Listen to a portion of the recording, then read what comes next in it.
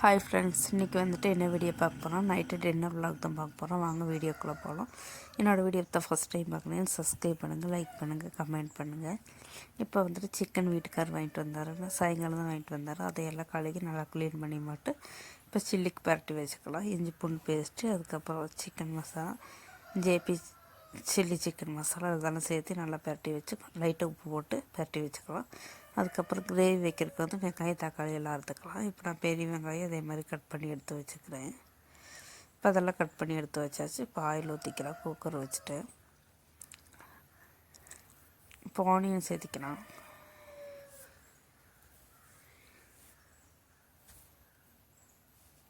இதெல்லாம் நல்லா வணக்கிக்கலாம்.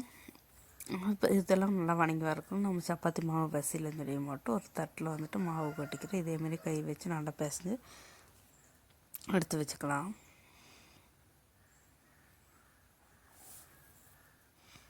வெங்காயமெல்லாம் கலர் மாதிரி வந்துட்டுருக்குது. இப்போ லைட்டாக உப்பு சேர்த்து அதையும் நல்லா சேர்த்து வணக்கிக்கலாம்.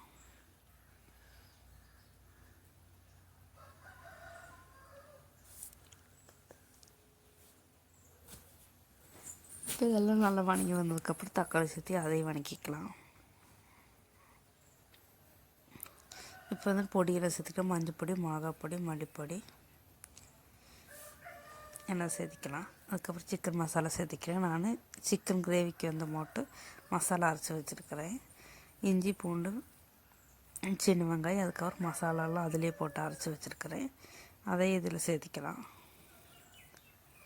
இப்போ இதெல்லாம் நல்லா சேர்த்தியும் போட்டு நல்லா பச்சை மணம் போனதுக்கப்புறம் நம்ம சிக்கன் சேர்த்திக்கலாம்.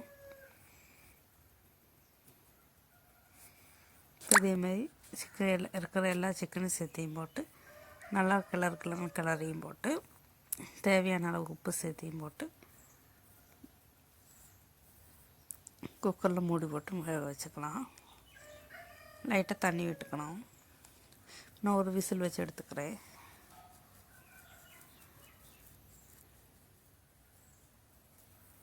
இப்போ அது விசில் வரைக்கும் வந்துட்டு சப்பாத்தி வந்து ரவுண்டாக்கி எடுத்துக்கலாம்.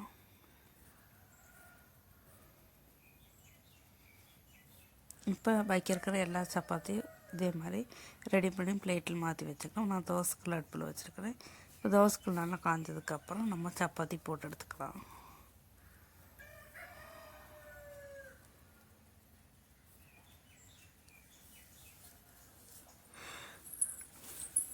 இதே மாதிரி மேலே கொஞ்சம் ஆயில் விட்டு போட்டு 2 சைடு நல்லா வேக வச்சு சப்பாத்தி எடுத்து வச்சுக்கலாம்.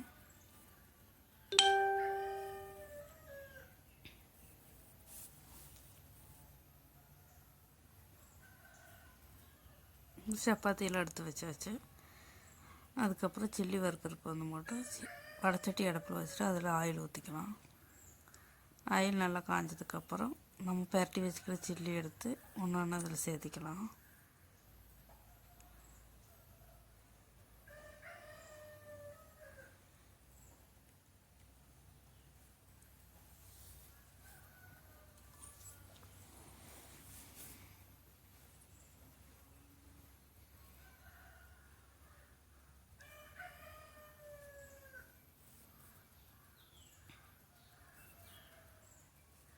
இப்போ சில்லியில் வறுத்தெடுத்தாச்சு.